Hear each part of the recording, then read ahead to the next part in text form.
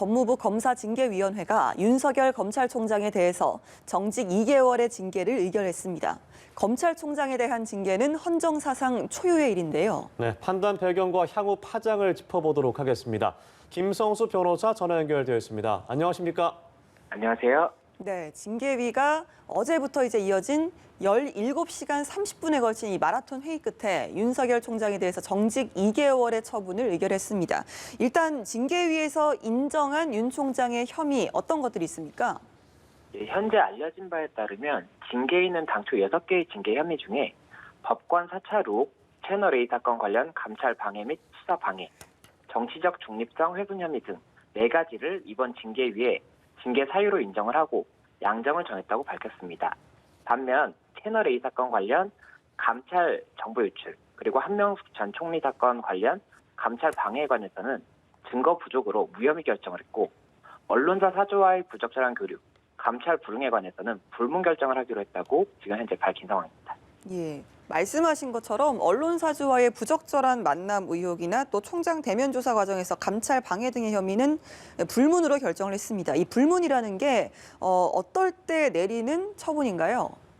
예, 이 불문이라는 것은 결국에는 책임을 묻지 않겠다라는 의미로 네. 징계 사유는 있지만, 그러니까 사실관계는 인정이 되지만 징계 처분의 대상으로 보기에는 어렵다라고 봤기 때문에 이 부분에 관해서는 이번 징계 심의에 있어서 징계 사유로 포함하지 않았다는 의미를 보시면 되는 것으로 보입니다.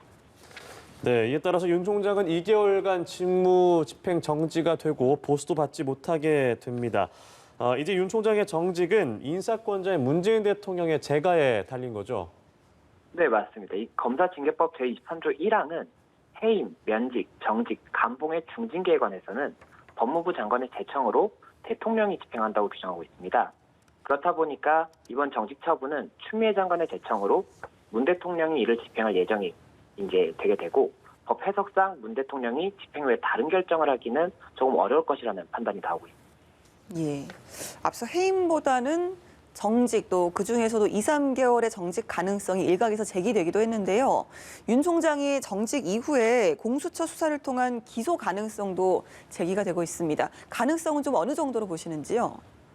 이제 이 법리를 이제 조금 판단을 해봐야 될 것으로 보이는데, 이 공수처법이 이미 2020년 1월 14일에 제정이 되고 올해 7월 15일부터 시행이 되고 있습니다. 다만 이제 공수처 자체가 설치가 아직 완료가 되지 않아서 이 부분이 이제 집행이 안 되고 있는 부분인데, 이 조항 자체를 조금 살펴보면 이 공수처법 2조 1호 하항에서 검찰총장을 공수처법의 대상인 고위공직자로 규정을 하고 있고, 이 동법 24조 1항에서는 수사처의 범죄 수사와 중복되는, 그러니까 공수처의 범죄 수사와 중복되는 다른 수사기관의 범죄 수사가 있다면 이 부분 진행 정도라든지 공정성 논란을 이제 비추어 봐서 수사처에서 공수처에 수사하는 것이 옳다라고 판단이 된다면 이첩을 요구할 수가 있습니다. 그렇다 보면은 현재 지금 윤 총장에 관해서 판사 사찰 의혹이 수사가 진행되고 있는데, 이 부분도 공수처가 출범이 되면 이 사건을 가지고 올 수가 있고, 또 지금 현재 혐의에 대해서 아직 수사 자체가 진행이 되고 있지 않은 부분들에 대해서는 공수처에서 이 부분 수사를 할 수가 있기 때문에 결국 공수처에서 1호 대상이 되는 것이 아니냐, 이런 이야기가 나올 수가 있는 것입니다. 네, 그렇습니다. 윤 총장 측은 이번 징계 결과에 대해서 불복 절차를 밟을 것이란 전망이 나오고 있는데요. 징계 수위와 상관없이 행정소송으로 대응하겠다는 입장인데, 행정소송에서는 주요 판단 기준이 어떤 걸까요?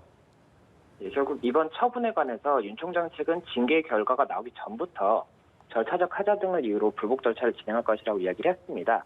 그래서 처분이 나오면 즉시 처분에 관해서 취소 또는 무효의 행정소송을 진행할 것으로 보이고, 이 집행 정지에 관해서 또 가처분 신청을 할 것으로 보입니다.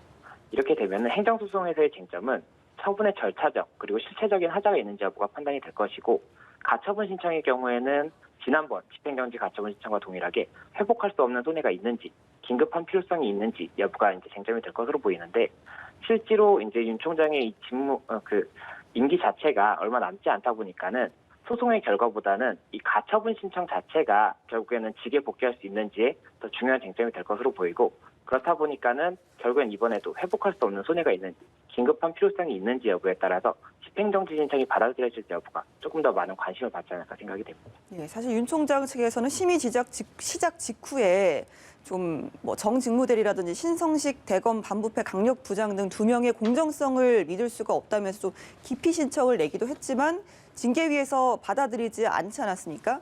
뿐만 아니라 오늘도 또 1시간 뒤에 최후 진술을 하라고 정직무대리가 기회를 줬지만 또 스스로 변론을 포기하기도 했습니다. 이런 것들은 좀 어떤 의미로 받아들일 수 있을까요? 예, 이 부분 관련해서 결국엔 윤 총장 측에서는 절차적인 하자가 있는 것이다. 이 처분 자체가 절차적 하자가 있다고 한다면은 뭐 행정소송에서도 취소나 무효의 사유가 될 수가 있을 것이고 이 집행정지 신청에서도 굉장히 유리한 부분이 될 수가 있을 겁니다. 그래서 그렇기 때문에 윤 총장 측에서는 이 징계위원 구성 그리고 기피 신청에 대해서 모두 다 기각된 부분 또 최후 진술 관련해서 또 현실적으로 최후 진술을 준비할 시간을 주지 않았다. 이런 부분들에 대해서 절차적 하자가 있다라고 주장을 할 것으로 보이고 네. 이에 대해서 징계위는 절차적 권리라든지 방어권들을 충분히 보장했다는 입장이어서 결국엔 이 부분이 법리적인 다툼이 될 것으로 보입니다. 예, 아까 뭐 행정소송 이야기도 저희가 여쭤봤는데 사실 앞서 추 장관을 상대로 했던 뭐 집행정지 신청과는 좀 다르게 징계 이후에 벌어질 소송은 이게 징계 집행의 주체가 문재인 대통령이니까 대통령을 상대로 진행하게 되는 것, 이 부분은 좀 어떻게 보십니까? 예, 이 소송을 제기하기 위해서는 결국에는 형식적으로 그 처분권자를 상대방으로 해야 되기 때문에 이번 같은 경우에는 이게 경징계가 아니어서 결국엔 대통령이 집행을 하게 되고 그렇다면 처분권자인 문 대통령이 상대방이 될 수밖에 없습니다. 그렇기 때문에 이 부분 소송을 윤 총장이 한번 진행할지 여부를 고심할 수도 있다는 의견도 있어서 예. 이에 관해서도 결국 변수 부분이 있을지 살펴봐야 될 것으로 보입니다. 네, 그럼 변호사님께서 한번 좀 예상을 좀 해보신다면 이렇게 오늘 2개월의 정직 가능성에 대해서 대통령의 재가 가능성은 좀 어느 정도로 보시는지요?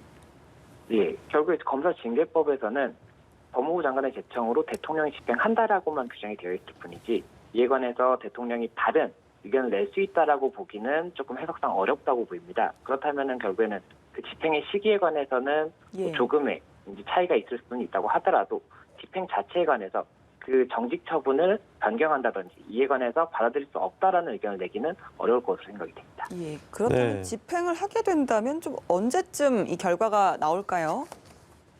집행을 하게 된다면은 아마 오늘 중 또는 내일까지는 법무부 장관 이제 추 장관이 이 정직 처분에 대해서 제청을 할 것으로 보이고 대통령이 이에 대해서 집행을 하는 것은 뭐 빠르면은 이번 주 내에 조금 늦게 된다고 한다면은 다음 주 한 중순 정도까지는 집행이 되지 않을까 그렇게 생각이 됩니다. 네, 추후 상황을 좀 지켜보도록 해야 될 텐데요. 앞서 윤 총장 측은 기일을 속행해달라는 주장을 징계위가 받아들이지 않으면서 이 최종 진술을 거부한 바 있습니다. 징계위 측은 그동안 충분한 반론의 기회를 줬다 이런 입장인데요. 향후 논란의 소지가 될 여지는 있을까요? 우선 징계위 측에서는 현재 절차적 권리라든지 방어권 보장을 최대한 했다. 그렇기 때문에 뭐 기일도 연기를 해줬고 뭐 이제 신문도 해줬다. 이런 지금 입장을 보이고 있는 상황이고 이 윤 총장 측에서는 징계위원회 구성 당시부터 이게 7인의 구성이 맞지 않기 때문에 7인의 구성을 해야 되고 예비위원회 명단도 공개를 하라. 이런 식으로 계속해서 문제를 삼았던 부분들이 있습니다. 그렇기 때문에 결국에는 절차적인 하자가 있는지 여부가 법적인 쟁점이 될 수밖에 없을 것으로 보이고 또 실체적으로 이 내용을 인정함에 있어서도 징계 사유가 사실이 아니라고 한다면 징계 자체가 부적절할 수가 있거든요. 이에 관해서도 결국엔 법리적인 다툼이 있을 것이기 때문에 계속해서 향후 논란의 소지가 될 수밖에 없지 않나 생각이 됩니다. 알겠습니다. 오늘 법무부 점사징계위원회에서 윤석열 총장에 대해서 정직 2개월의 징계를 의결을 했습니다. 관련 내용을 김성수 변호사와 함께 짚어봤습니다. 변호사님 전화 연결 감사합니다. 네, 감사합니다.